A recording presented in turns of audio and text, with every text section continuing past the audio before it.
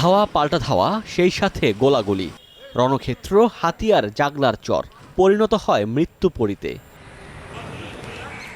নোয়াখালীতে মেঘনা নদীর বুকে জেগে ওঠা চর জাগলার। চর দখল নিয়ে দীর্ঘদিন ধরে স্থানীয় দুপক্ষের বিরোধ চলছিল। এরই জেরে সকাল থেকেই থেমে থেমে চলে রক্তক্ষয়ী সংঘর্ষ, হয় গোলাগুলি।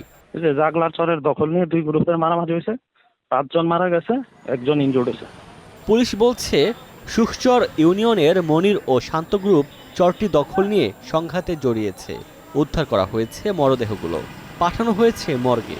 শামসু গ্রুপ এবং আলাউদ্দিন গ্রুপের মধ্যে সকালে এই ঘটনা ঘটে।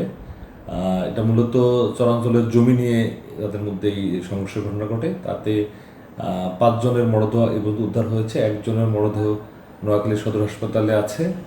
নতুন করে সংঘাত এড়াতে ঘটনাস্থলে অতিরিক্ত পুলিশ মোতায়েন করা হয়েছে।